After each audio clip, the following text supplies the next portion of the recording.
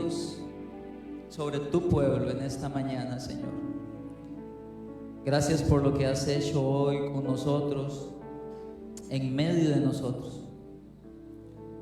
Dame la gracia para proclamar tu palabra, Señor, como a ti te agrada, Señor, y que esta palabra produzca vida en cada uno de nosotros, sí. En el nombre de Jesús. Amado Espíritu Santo, glorifica a Jesucristo. Glorifica a Jesucristo, te lo pido, Señor. Gracias, Señor. Amén. Amén. Si usted puede tomar su asiento, hágalo. Y le pido que se disponga ahora para recibir este mensaje. Saludos de nuestros amados pastores, Arturo y Marianela. Nos dan el privilegio de poder compartir a mi esposa y a mí la palabra. Ayer estuvimos en Jicaral y mi esposa predicó un hermoso mensaje. Si quiere verlo, bueno, ahí lo transmitimos también. Ahí está en el canal nuestro. Y hoy aquí estamos también, gracias al Señor. Y bueno, saludos entonces. El mensaje de hoy se llama obediencia, la mayor adoración. Obediencia, la mayor adoración. Obediencia, la mayor adoración.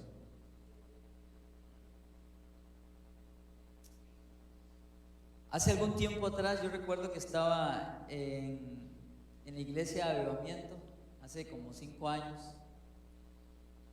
Hace exactamente 5 años en realidad.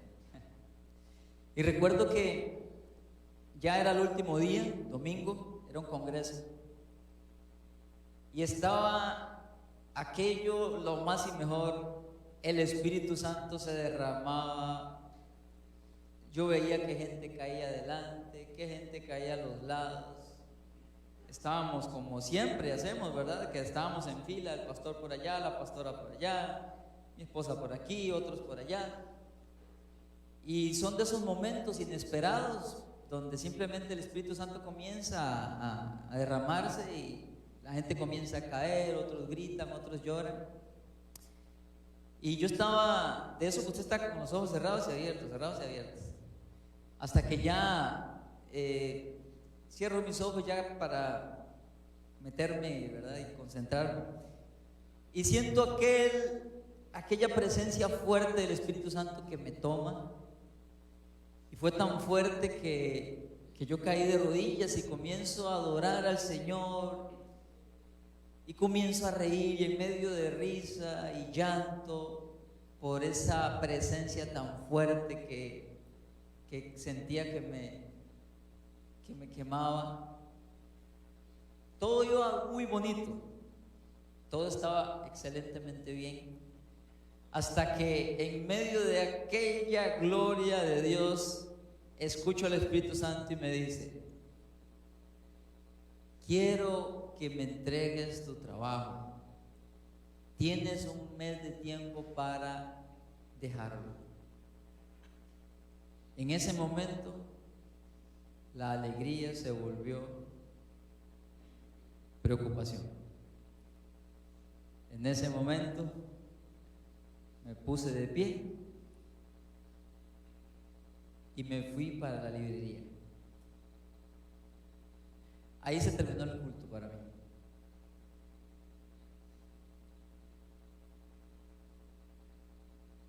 ¿Qué problema es adorar al Señor cuando se nos pide algo que nos duele? Qué difícil es rendirle adoración al Señor cuando se nos está pidiendo algo muy grande, algo que amas. Si algo amaba yo era mi trabajo. De hecho, cuando vivía fuera de Guanacaste, una profeta me dijo: el Señor te va a dar un trabajo que va a ser el trabajo, ya había tenido varios, que más vas a amar.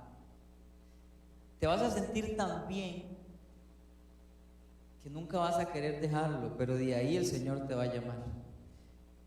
Eso fue hace 3 años antes de que yo empezara a trabajar. Eso fue como en el 2006, por ahí. No, 2005. Yo entré a trabajar en el 2000, en ese trabajo 2007, a finales de 2007. Y así fue. A mí me gustaba decirle a la gente, y le decía también a mi esposa, a mí me pagan por hacer lo que me gusta. Aquí mi hermano sabe, ¿verdad?, lo que estamos hablando. Ronald. Qué hermoso es que le paguen a uno por hacer lo que a usted ama. Para usted no es trabajo. Bueno, ese era el trabajo que yo tenía. Lo amaba mucho. Aparte de que me pagaba bien. Transcurrieron 10 años y sucedió lo que acabo de contarle. La adoración que yo le estaba dando al Señor y aquella gloria y aquel gozo se vieron cortados en ese momento. No queremos adorar cuando nos duele. Y de eso quiero hablarles justamente. Pero para tener un ejemplo todavía mejor que el mío es así chiquitico, quiero que nos vayamos a Lucas capítulo 22 para ver al ejemplo de ejemplos, dándonos hoy un ejemplo, dándonos el mayor ejemplo de lo que les estoy hablando acerca de la obediencia como mayor muestra de la adoración. En Lucas capítulo 22 vamos a leer del versículo 39 al 46. Del versículo 39 al 46. Voy a leer en la versión Nueva Traducción Viviente, ¿ok? Dice así: luego, acompañado por sus discípulos, Jesús salió del cuarto en el piso de arriba. Contextualizamos. El Señor estaba en su última noche, estaba celebrando lo que para nosotros es la cena del Señor. Era su última cena, eso se practicaba todos los años, en la Pascua, se celebraba aquello que conmemoraba que Israel había salido de Egipto, ¿ok? Pero esa noche era especial, era muy especial. ¿Por qué? Porque el Señor, primero, que era su última cena con ellos, y segundo, ahí iba a instituir la cena del Señor. Antes no se llamaba la cena del Señor, antes de ese momento. Entonces el Señor Jesús hace todo lo que ya nosotros conocemos, de que lavó los pies de todos sus discípulos y todo eso, ¿ok? Baja y se dirige hacia el monte de los olivos, hacia el Getsemaní. Ese es el contexto en el cual se desarrolla esta historia. Versículo 39. Luego, acompañado por sus discípulos, Jesús salió del cuarto en el piso de arriba y, como de costumbre, ponga atención, era una costumbre de él, fue al monte de los olivos. Allí les dijo: oren para que no cedan a la tentación. Jerusalén está ubicado en una montaña, un monte, bueno, varios montes. Es tan pequeña el área ahí que no hay montañas. O sea, no es como aquí que ustedes ven ahí atrás, montaña, montaña, montaña. En la casa de nosotros atrás hay montaña. Al kilómetro hay montaña. En Jerusalén no. La ciudad está ubicada en un monte, por lo tanto no hay espacio suficiente como para que haya un bosque. Pero sucede que la gente que tenía plata, los ricos, los adinerados, se podían dar el gusto de tener un jardincillo. Y por lo general, bueno, había un monte ahí, el Getsemaní, que tenía muchos olivos. En ese espacio de olivos había mucha gente millonaria, o unos cuantos millonarios que tenían su jardín privado de olivos. Los olivos, el que tenía olivos era rico. ¿Por qué? Porque de ahí sacaban aceite.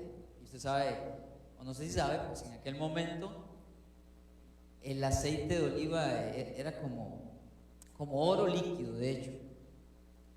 Entonces los ricos tenían su propio jardín. Parece que el Señor Jesús tenía amistad, o era uno de los discípulos uno de los muchos discípulos, no los 12 apóstoles, pero uno de sus muchos discípulos que él tenía, como aquel discípulo, ¿se acuerdan? Que fue a pedir el cuerpo de Jesús, como aquel discípulo, ¿se acuerda? Que fue y pidió permiso para llevarle aquel ungüento. Él tenía discípulos que eran ahí como a la oculta.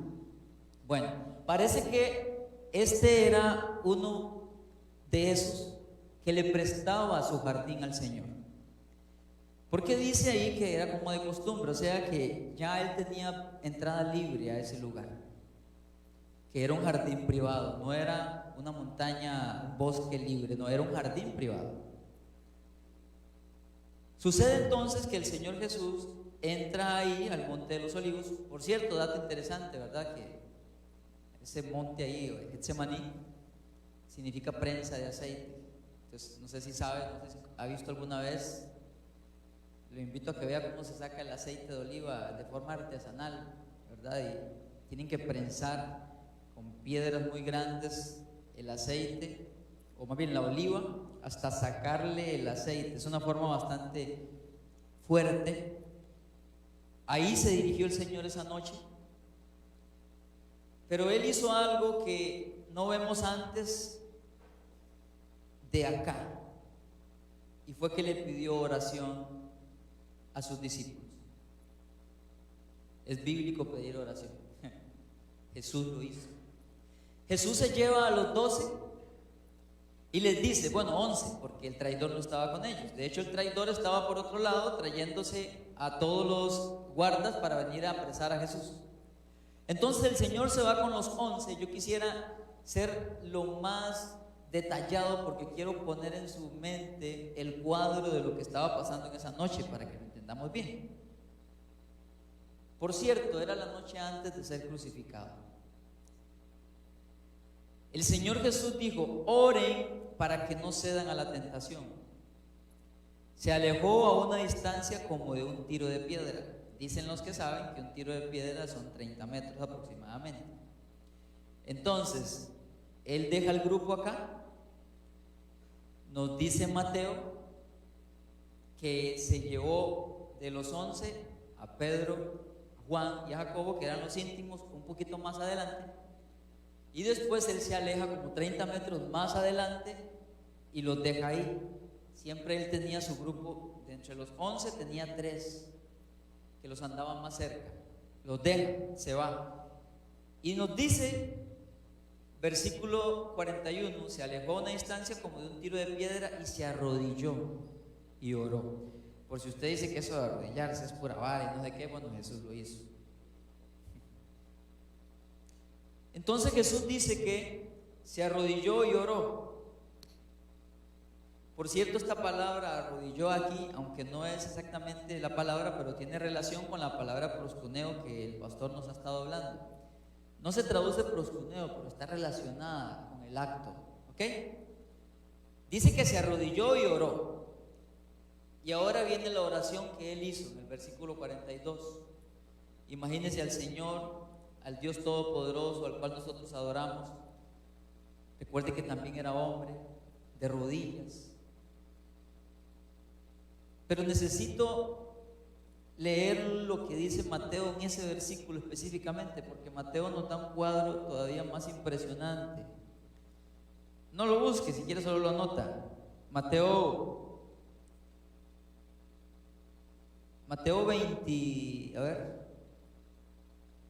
26, 39 nos dice que él se adelantó un poco más, se inclinó rostro en tierra mientras oraba. Entonces Lucas nos dice como que él se arrodilló así, pero Mateo nos dice que él hizo así. El grado más bajo de humillación que puede haber. Por cierto, a veces el orgullo de nosotros es el que nos impide que nos arrodillemos. ¿Usted sabía eso? Pero el Señor, en Él no existía el orgullo. De hecho, Él dijo que aprendan de mí que soy manso y humilde. Él hizo, según nos dice Filipenses 2, Él se humilló hasta lo más bajo. Y Mateo me encanta porque dice que se inclinó rostro en tierra.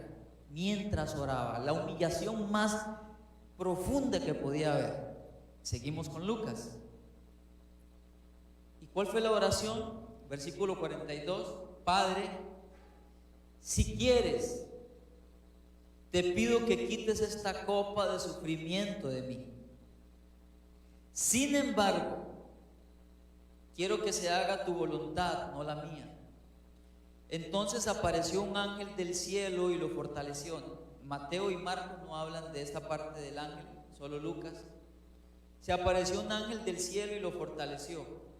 Oró con más fervor y estaba en tal agonía de espíritu que su sudor caía a tierra como grandes gotas de sangre.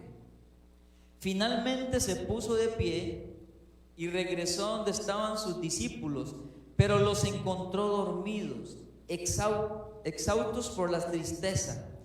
¿Por qué duermen?, les preguntó. Levántense y oren para que no cedan ante la tentación. Mateo y Marcos nos dicen que el Señor hizo esto 3 veces. Se iba, se ponía de rodillas y clamaba esta oración. Se ponía de pie, iba hacia donde sus discípulos. Él esperaba que sus discípulos estuvieran orando por él, pero aún sus discípulos lo dejaron solo en ese momento. Mateo y Marcos nos dice que él volvió una vez, los regaña para que se espabilen y oren.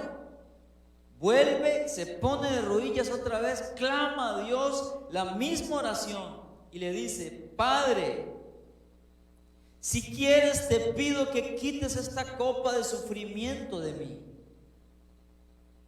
Mateo dice: Padre mío, si es posible que pase de mí esta copa de sufrimiento.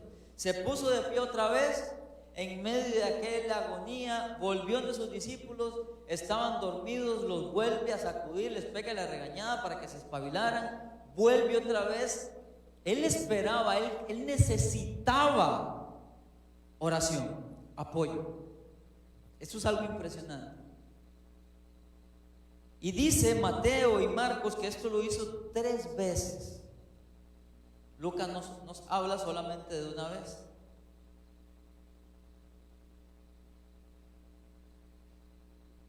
Sucede que él iba a ser crucificado en unas horas. Él es apresado de madrugada del día viernes,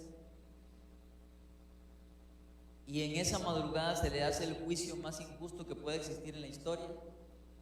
Y en la mañanita, a eso de las 6, 9, ya lo estaban crucificando a él.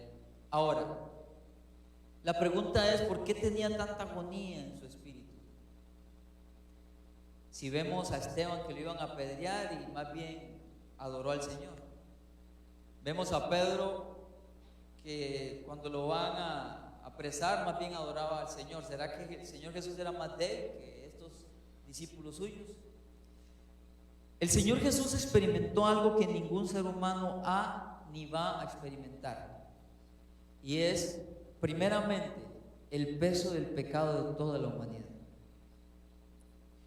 y segundo, la ira de Dios derramada sobre el pecado. Todo eso fue puesto sobre Jesús. Yo le pido al Espíritu Santo que le dé entendimiento de lo que le estoy diciendo, porque para nosotros es muy liviano el asunto del pecado. Aunque no es el tema, quiero detallar un poquito esto. El asunto es que todo el pecado que la humanidad había acumulado contra el Señor durante todo el tiempo, durante todos los siglos y siglos y siglos y siglos, que según nos dice Isaías, Ezequiel y un montón de profetas, el Señor iba a derramar la copa de su ira sobre toda la humanidad. Eso se llama juicio. El juicio que usted ve en el Apocalipsis, ese juicio es el que el Señor iba a derramar, pero sobre toda la humanidad. Pero sucede que en ese preciso momento, imagínese usted, lástima que no vino Catita, imagínese un tacón de este vuelo. No es lo mismo que yo le ponga el pie a usted sobre su pie, descalzo, a que alguien con un tacón de este vuelo se lo agarre y se lo ponga así y le dice, ¿te duele? No es lo mismo. ¿Por qué? Porque está, y luego ojalá que usted se pare sobre sus pies y haga así. Porque todo el peso suyo lo está direccionando en unos centímetros, no, 50 milímetros cuadrados, y lo está poniendo sobre su pie. Eso duele mucho. Imagínense entonces todo el peso, todo el juicio que requería cada uno, o que tenía que caer sobre cada una de las personas por el pecado, por la inmoralidad, por la fornicación, por la blasfemia, por todo el pecado que ha cometido la humanidad, por el cual tenía que ser castigado e ir al infierno, porque ese es el pago, o el pago. La gente dice, es que Dios manda al infierno. No, no, Él paga a cada uno según sus obras. El pago que requería todos los seres humanos y que merecíamos usted y yo se llama castigo eterno, infierno eterno. Es el pago, es el salario, dice la Biblia.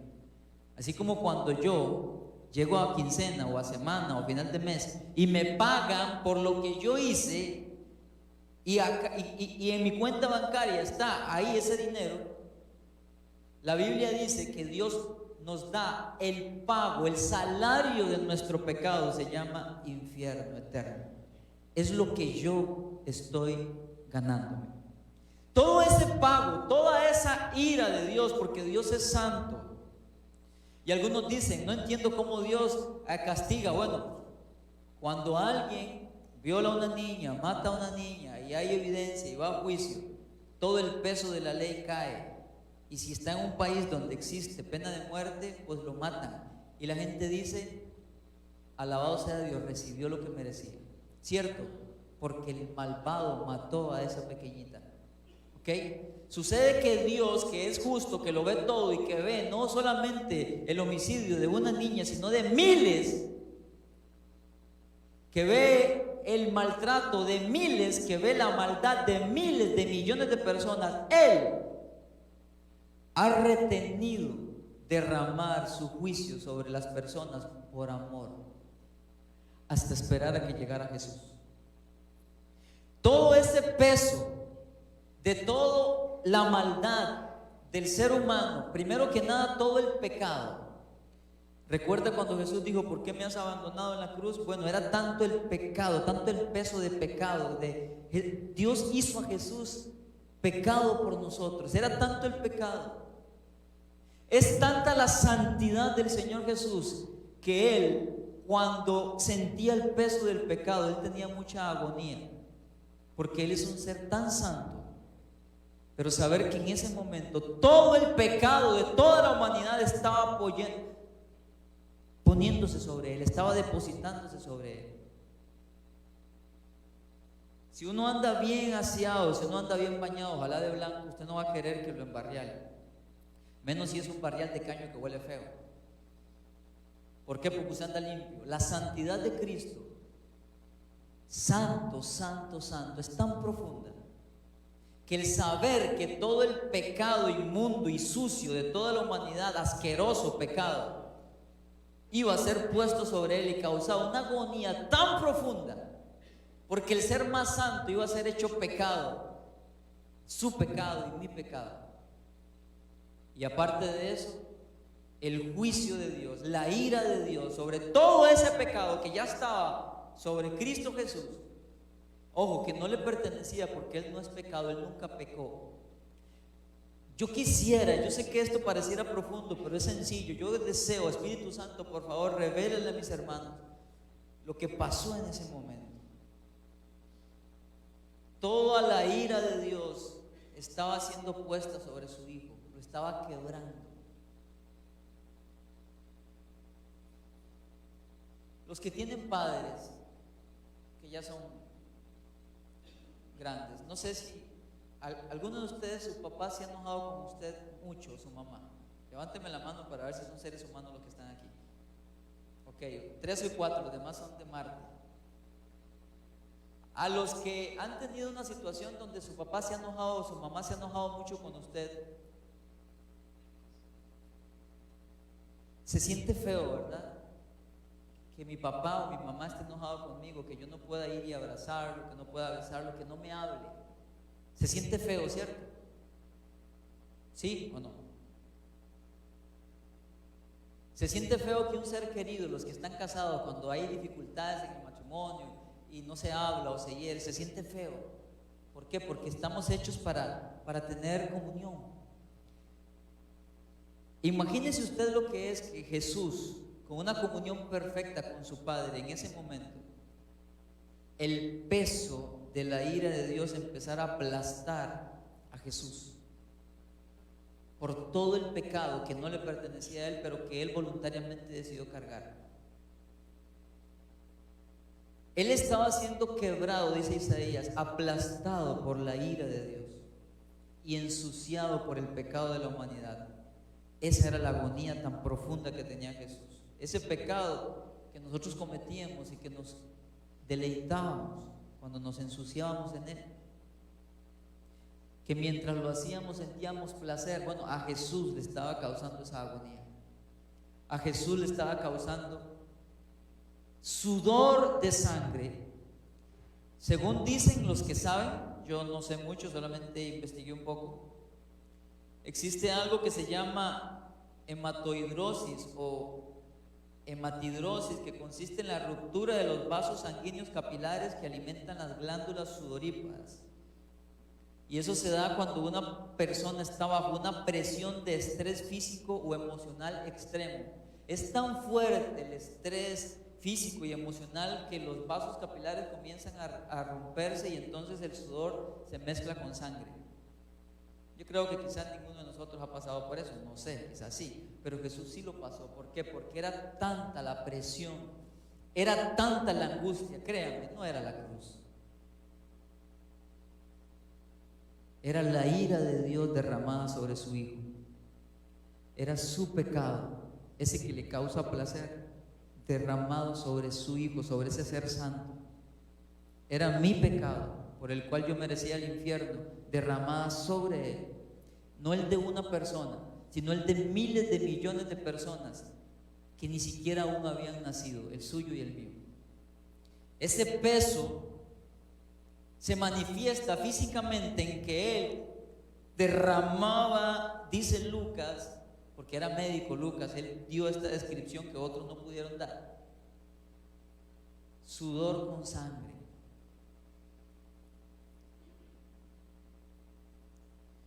Algo hermoso que nos deja ver aquí Jesús es que él era humano. ¿Por qué? Porque él le dijo al Padre: Señor, si es posible, es decir, si existiera otra forma en la que se lleve a cabo la redención de la humanidad, Señor, pasa de mí este trago tan amargo. Porque ahí estaba empezando y se iba haciendo cada vez más fuerte y más fuerte y más fuerte, hasta que en la cruz era tanto el peso del pecado sobre él, que el Padre, por primera vez en la eternidad, se apartó y el Hijo sintió soledad, algo que nunca había sucedido. Una soledad profunda y extrema, de una comunión tan íntima con su Padre. Por un momento él se sintió solo. Padre, ¿por qué me has abandonado? Por tanta inmundicia. Hay una canción cristiana, pero muy romántica, que dice que el padre, al ver el dolor de su hijo, no aguantó. No tiene nada que ver. Era el pecado, era la inmundicia, porque él se hizo pecado. Entonces yo quisiera que usted pudiera comprender lo que es el peso que había sobre la espalda de Jesús. Era tan profundo que él se humillaba hasta lo más bajo a clamar y decirle: Padre mío, ayúdame, Señor. Créame, ese no era un buen momento para adorar, ¿cierto? Yo sé que no se compara ni así, pero cuando el Señor me dijo lo que les conté al inicio, para mí se terminó el culto, en serio, yo me puse de pie, Me fui a la librería a hacer que veía, pero lo que hacía era dar vueltas y vueltas y vueltas con lágrimas en los ojos, pensando en lo que el Señor me estaba pidiendo. Yo ya no quería adorar. ¿Ha pasado usted un momento tan difícil donde usted no tiene ganas de adorar al Señor? O quizás está pasando ahorita un momento tan difícil donde usted, yo le digo adore, mi hermano aquí, Willy dice adore, y usted nada más dice, si usted supiera lo que yo estoy pasando, usted no me diría a mí que yo me ponga a adorar. ¿Cierto? Así reacciona nuestra humanidad. O quizás usted pecó y está dolido porque sabe que le falló al Señor y usted dice, ¿yo cómo voy a adorar al Señor en este momento? Quizás está pasando la pérdida de un ser querido, no sé. ¿Qué situación tan difícil está agobiando su alma al punto de que usted lo que quiere es salir corriendo, hacer no sé qué, pero lo que menos desea es adorar al Señor?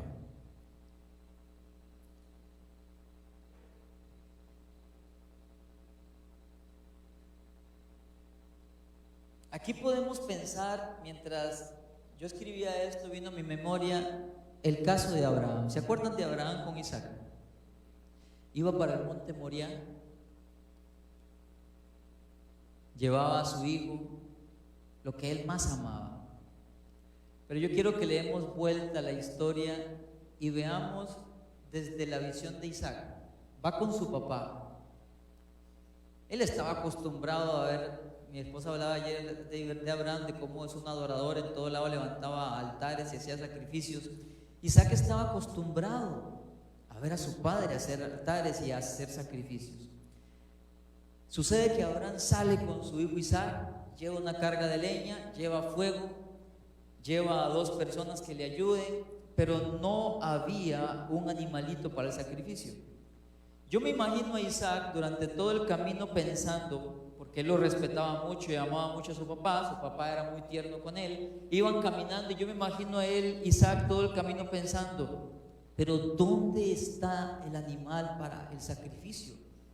Siguen caminando, caminaron varios días, creo que fueron 3 días, y llegaron al monte Moriah. ¿Sabía usted que el monte Moriah es el mismo monte donde Cristo fue crucificado? Es el mismo Getsemaní. Es el mismo monte Getsemaní. De hecho, en ese monte fue donde se hizo el templo de Salomón. El mismo lugar donde Abraham iba a sacrificar a Isaac. Yo me imagino a Isaac, un niño pequeño, viendo a su padre. De repente le dice a los otros, espérenme aquí, yo voy a ir a adorar, porque así lo dice Abraham, voy a ir a adorar y luego regreso. Ellos se quedan, agarran la carga de leña, se la da a su hijo, él se agarra el fuego y comienzan a caminar hacia el lugar más alto. Yo me imagino a Isaac hasta que no aguantó más y le dice, papá, está la leña, está el fuego, pero ¿dónde está el animal para el sacrificio? Ahora yo quiero que usted se imagine a ese niño viendo como su papá de repente, su papá le responde, Dios se proveerá. Pero luego siguen caminando y de repente su papá le agarra las manos, le amarra las manos, le amarra los pies, lo levanta y lo pone sobre el altar que había puesto. ¿Qué podría pensar Isaac? Créanme, él no era tonto, él sabía que él iba a hacer el sacrificio. ¿Usted puede imaginarse eso? Puede ponerse en los pies de Isaac por un momento, ver a su papá, a quien él amaba, ponerlo sobre un altar, preparar la leña, amarrarlo y extender el cuchillo para matarlo. Hay mucho que decir y quizás esto alarme a muchos de los que tal vez no han estudiado mucho la Biblia, no puedo extenderme, pero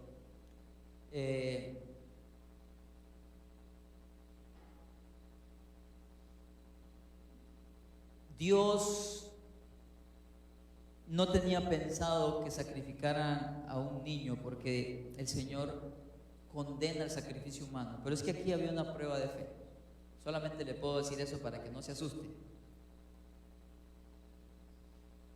Quiero que piense en ese momento donde Isaac está viendo a su papá, él no entiende lo que está pasando,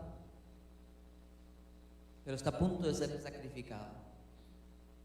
Puede ver el paralelo de Isaac con Jesús y de Abraham con el Padre Celestial. Lo puede ver. En este caso Jesús nos muestra su humanidad y nos conforta saber que es permitido tener temor. Jesús se angustió, Jesús clamó. Es permitido tener temor, es permitido llorar, es permitido tener angustia en momentos difíciles de la vida. A veces queremos ser tan espirituales, ¿verdad? Que no queremos manifestar lloro, tristeza, dificultad, cuando estamos en una dificultad. Pero yo veo a Jesús siendo tan humano que quedó registrado. De hecho, por eso algunos dicen que cómo nosotros podemos adorar a un Dios que fue tan débil que fue muerto. Claro, no entienden, ¿verdad? Por supuesto.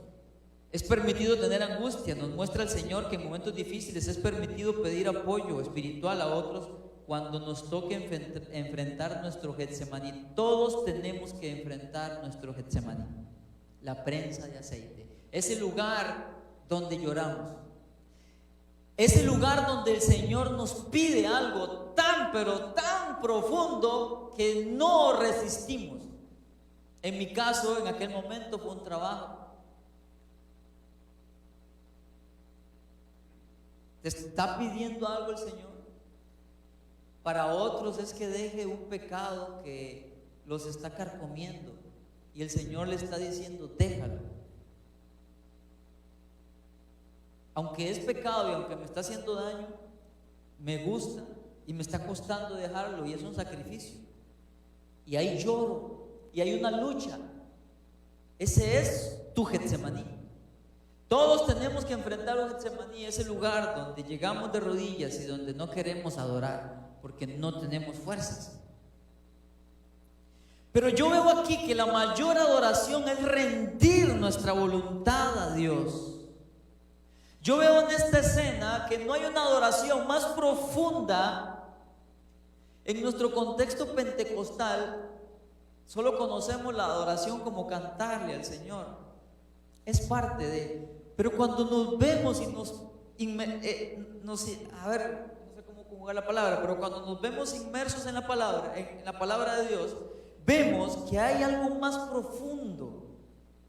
Hay una prensa de aceite que saca toda la esencia de nuestro ser, que es la adoración más profunda, es la adoración que estaba dando Abraham.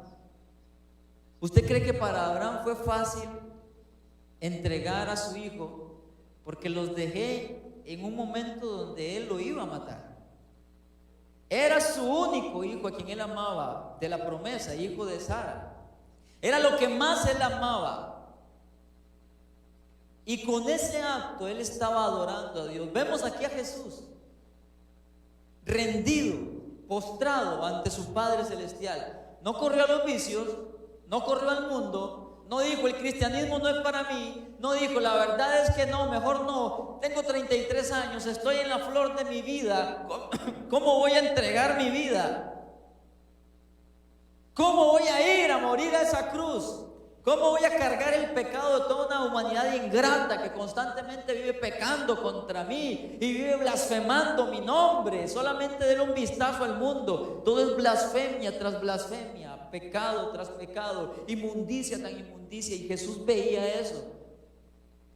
Y créame, en ese momento le aseguro que Satanás, porque Mateo 4 y Lucas 4 dice que lo dejó por un tiempo. Le aseguro que en ese monte estaba Satanás susurrándole al oído: ¿para qué vas a hacer esto?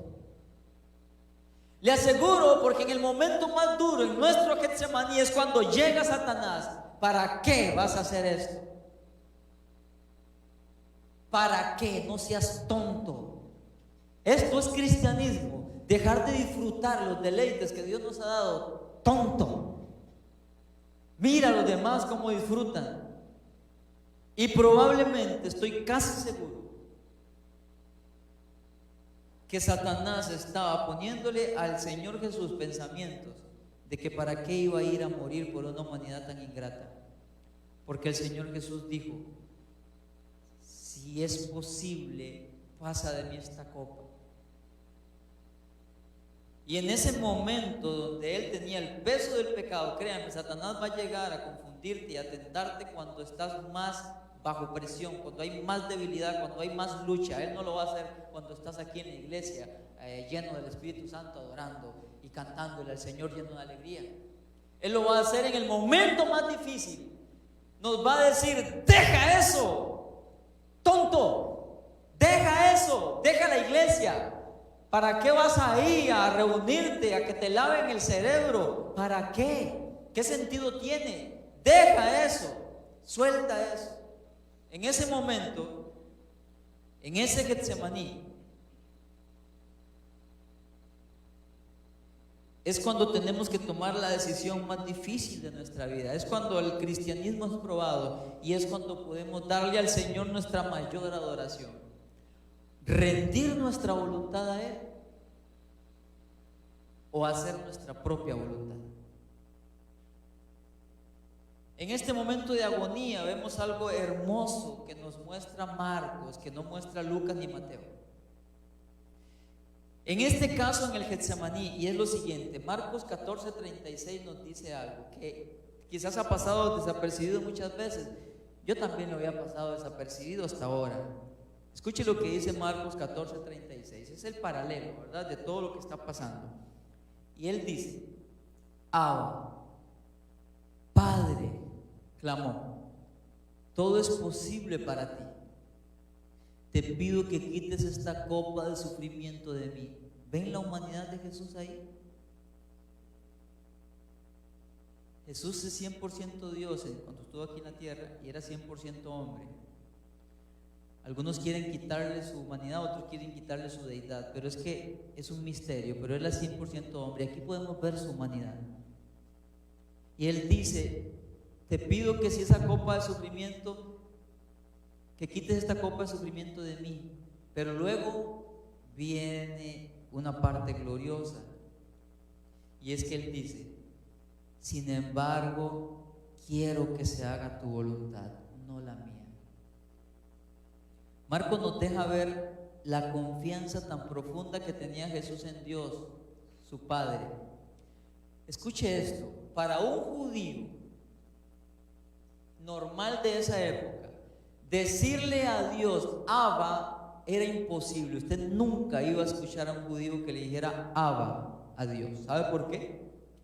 Porque los judíos eran tan religiosos y tenían tanto respeto por Dios, que aún se dice que la palabra Jehová es un compuesto de la palabra Yahvé y la palabra, creo que Adonai, y sale la palabra Jehová, porque ellos ni siquiera se atrevían a decirle a Dios su nombre. Era tanto el respeto que le tenían. Cuenta la historia de que cuando traducían el Antiguo Testamento a la versión griega, que se llama la Septuaginta, los 70 y resto eruditos que estaban ahí, que cuando veían el nombre de Jehová, dice que iban, se cambiaban la ropa y volvían, porque era algo tan santo, tan profundo. Un judío nunca iba a decirle a Dios Abba, porque Abba era una palabra papito que decían los niños pequeñitos a sus papás judíos, una palabra hebrea, y significaba confianza, ternura, cercanía. Y un judío nunca le iba a decir así a Dios. Se lo decía a su papá terrenal, pero no a Dios. Pero Jesús sí la usa. Lucas y Mateo nos dice que él solamente le decía Padre. Siempre le decía Padre a lo largo del Evangelio, pero aquí le dice Abba. ¿Saben qué significa eso? Significa que era tanto el amor que Jesús tenía por Dios, que era tanto el amor que él sentía de su Padre, que él sabía que su Padre no lo iba a dañar. Jonathan, pero fue crucificado. Sí, pero no se desubique. Él resucitó. El Padre nunca lo abandonó. Pero como uno es muy humano y muy sentimental y muy humanista, uno dice: pero ¿cómo Dios permitió? Mi pobrecito Jesús. Y leamos la Biblia. Era tanta la confianza que Jesús tenía en su Padre, porque en varias ocasiones el Padre se le había aparecido, por ejemplo, en el monte de la transfiguración, y le dijo: este es mi Hijo amado en quien tengo complacencia. Y eso se lo dijo no una vez. Dios le manifestó tanto amor a Jesús. Y hay unos cuantos espacios registrados, pero le aseguro que hay muchas veces que se lo dijo en secreto, porque él oraba toda la madrugada. Y le dijo: este es mi Hijo amado. Era tanto el amor que el Padre le derramaba a Cristo, y Cristo se sentía tan amado por su papá, que ahí le dice con tanta ternura, en medio de su dolor: papito. En otras palabras, esto es tan difícil, pero yo sé que tú me amas, papá.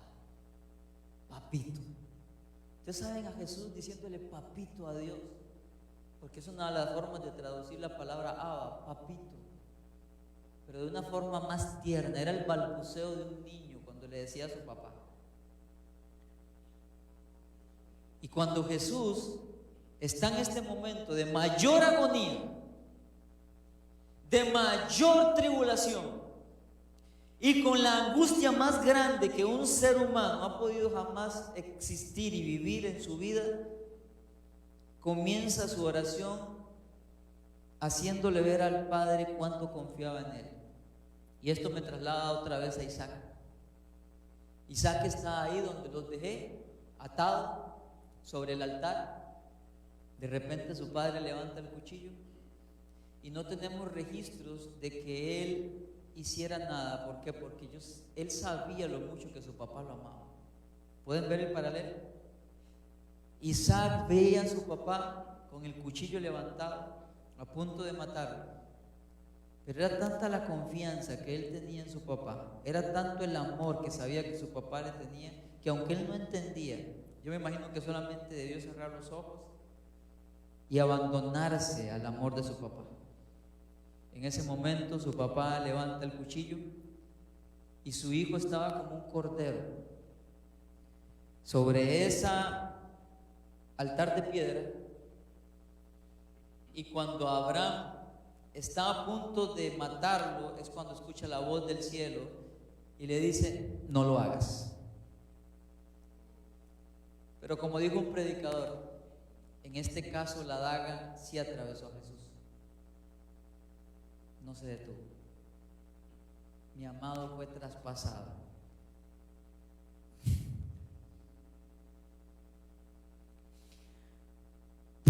Por nuestros pecados, por su maldad y mi maldad. Mi amado Rey fue traspasado por nuestras rebeliones, fue molido por nuestras maldades, por nuestras iniquidades. Él fue deshecho en aquella cruz.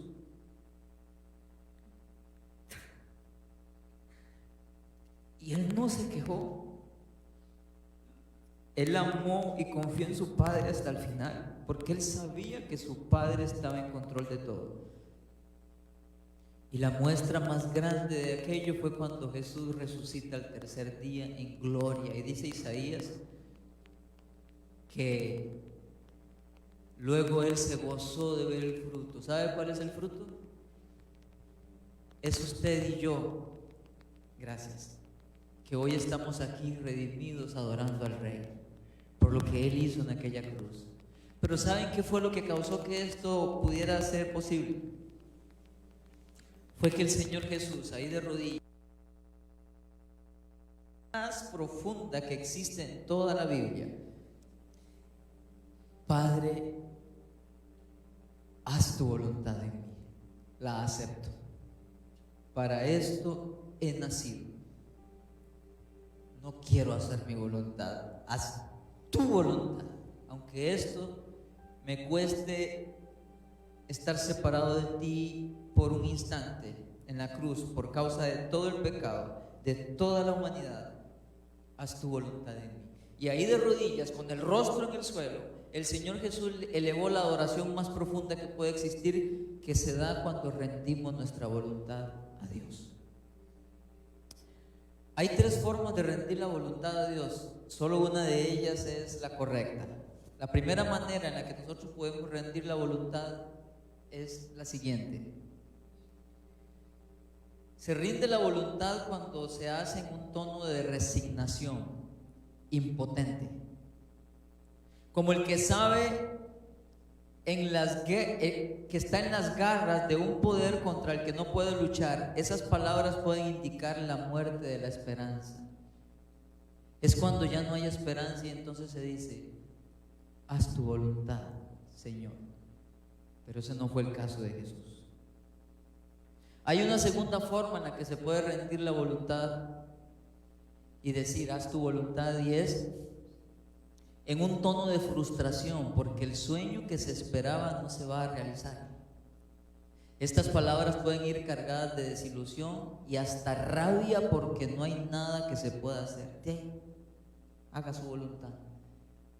Pero este tampoco fue el caso de Jesús. El tercero fue el caso de Jesús. Se rinde la voluntad con un acento de confianza perfecta. Así como lo dijo Jesús, estaba hablando con uno que es un Padre, con uno que es Dios, cuyos brazos eternos le sostendrían y le rodeaban aún en la cruz. Se sometía, pero un amor que no lo dejaría nunca. Entonces usted puede estar en un tiempo de adoración diciéndole al Señor: haz tu voluntad, pero lo puede estar haciendo por frustración, porque ya no hay salida. Lo puede estar haciendo porque ya no hay otra. O podemos, y es cuando se adora, porque si usted lo hace de la otra manera no hay adoración. Pero cuando usted lo hace como lo hizo Jesús, porque sabe quién es Dios, porque sabe lo mucho que te ama, porque sabe que aunque parece que eso que te está pidiendo duele, y aunque parece que te hace pérdida, cuando Él me dice aquello del trabajo, yo decía: yo amo mi trabajo.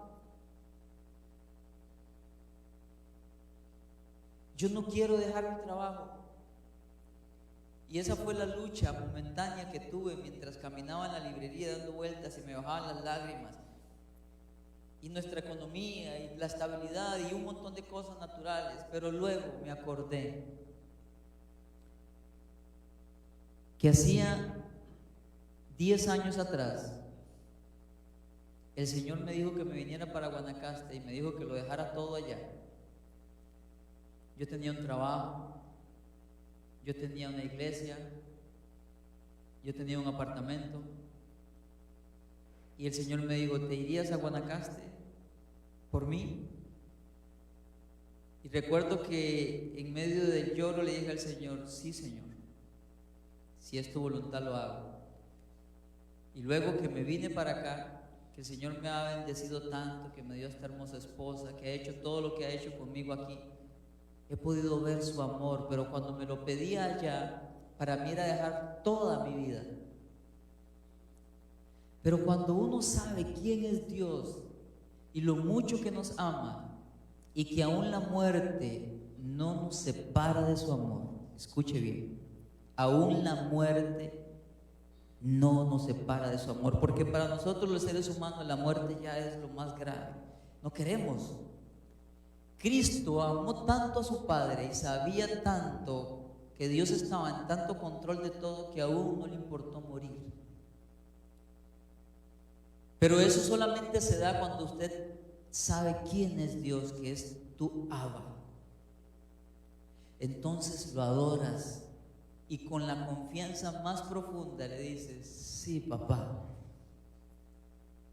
me rindo a tu voluntad, Señor. Me duele, soy humano, no entiendo, tengo incertidumbre, pero una cosa sé, que tú me amas y tú sabes. Por lo tanto, me rindo a ti, papá, haz tu voluntad en mí. Y es cuando estás dando la adoración más profunda que jamás puedes dar. Más que los gritos, y me encanta gritar. Más que danzar para Él, y me encanta danzar. Entonces, ahí moviéndome, recordando que Él ya lo había hecho una vez, pero esta vez era más grande lo que me estaba pidiendo, porque cuando me trasladó de allá para acá, me daba otro trabajo, pero en este momento era que ya 36 años, y me dice: has terminado con todo, tuviste 36 años para hacer lo que deseabas, estudiar lo que querías, hacer lo que querías, ahora me vas a servir. Si usted dice aleluya, pero si estuviera en mis zapatos en ese momento no va a decir aleluya. No vas a decir aleluya. Pero yo me acordé del amor del Señor y de cómo Él me ha cuidado durante tantos años. Entonces, ahí dando vueltas, me rendí a su voluntad y le dije: sí, papá, lo haré. Y aunque no estuviera de rodillas, aunque no estuviera levantando las manos, en ese momento estaba adorándolo, porque nuestra obediencia sincera y amorosa lo adora.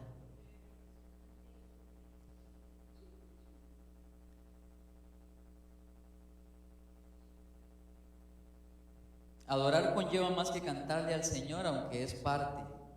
Es rendir por completo la voluntad.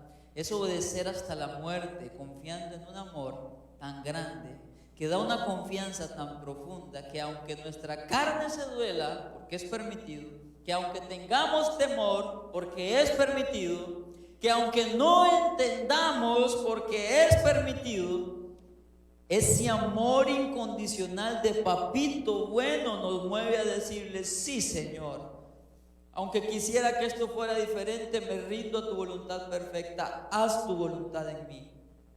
Después que Jesús hubo rendido su voluntad a la del Padre en adoración, tuvo la fuerza para hacerle frente a todo el maltrato, a todo el dolor que venía y a la cruz misma. Hay una fortaleza interna que viene cuando hacemos esta adoración de rendir nuestra voluntad. Hay una fuerza que viene del Espíritu Santo para hacerle frente luego. Fue lo que pasó con Jesús. Asimismo, cuando en profunda adoración rendimos nuestra voluntad en obediencia, recibimos la fortaleza para enfrentar lo que tenemos por delante. Hoy vamos a adorar al Señor rindiéndole nuestra voluntad a Él. Aquí quizás haya gente, esta es la parte fea del mensaje. Yo deseo que este mensaje, vean, este mensaje yo se lo estoy dando a usted, pero yo tengo que seguirlo poniendo por práctica. De hecho, mientras estemos vivos, vamos a tener que vivir esto. Vamos a tener que enfrentar Getsemaní tras Getsemaní y seguir rindiendo nuestra voluntad al Señor. Quizás alguno de ustedes en este momento el Señor les esté pidiendo la vida, que dejes tu pecado, y te está pidiendo el corazón. Y tú sabes que eso involucra dejar de vivir en pecado y quizás estás luchando. Quizás alguno, el Señor le está pidiendo sus sueños. Quizás te está pidiendo tu trabajo, como pasó conmigo hace tiempo. Tal vez para que le sirvas al Señor o tal vez para darte otro, pero todavía no sabes cuál es ese otro. Quizás el Señor te está pidiendo un familiar. ¿Cómo es esto de que nos pide un familiar? A veces nosotros idolatramos a la gente. Amamos tanto a un ser querido que decimos: es mío. Y un hábito que acostumbra a Dios con nosotros es que no tengamos ídolos. Y muchas veces Él nos pide que le entreguemos lo que más amamos para que ya sea suyo, no nuestro. No quiere decir que lo va a matar, no quiere decir que se lo va a llevar, aunque lo puede hacer, ya eso es cosa de Él. Pero lo que Él no quiere es que haya nada aquí fuera de Él.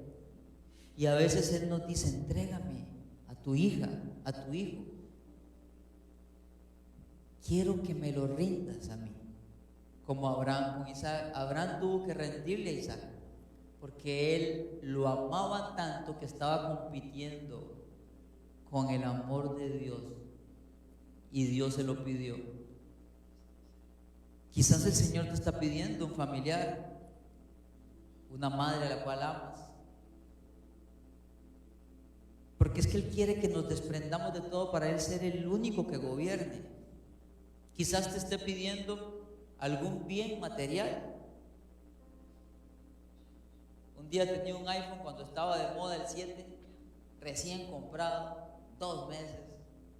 estoy en una iglesia y me dice el Espíritu Santo, quiero que me lo entregues. Y yo, ahí va Jonathan, lo formateé, le quité el chip para el canasto de ofrendas. Duele, son los tratos de Dios porque Él no quiere que haya nada compitiendo con Él. Y saben, eso es adoración. Obediencia es adoración. No se le olvide. Póngase de pie, cierre sus ojos un momentito. Vamos a hablar con el Señor. Quizás Él ya te ha estado pidiendo algo. Bueno, ya sabes entonces qué hacer. Si Él no te está pidiendo nada, no es necesario que le ayudes. Va a llegar el momento.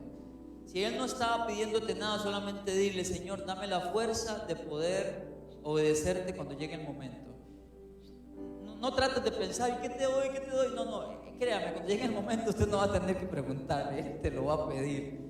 Si ahorita no es tu caso, cierra tus ojos y dile: Señor, gracias por esta palabra y te pido que me ayudes a atesorarla para que cuando llegue el momento yo tenga la fuerza. Pero si Él está trabajando hoy contigo, si ya lleva unos días que te está pidiendo algo, que te está llamando a algo, adora y ya sabes cómo. En este momento, cierra tus ojos y habla con Él y ya sabes lo que tienes que hacer. No necesito decirte. Vamos a hablar un momentito con el papá. Con ese papá que te ama. Con ese papá que cuida de ti. Con ese papá que se deleita en ti. Habla con Él un momento. Por favor, aprovecha bien este momento. Cierra tus ojos para que no te distraigas y habla con Él. ¿Qué tienes que entregar? ¿Qué te está pidiendo el Señor que hagas? Tal vez te está pidiendo que vayas a algún lugar a hacer algo para Él y tal vez estás luchando.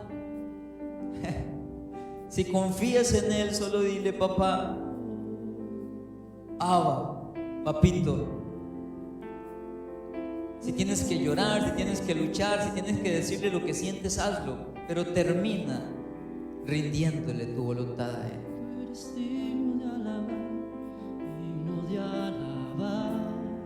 Habla con Él.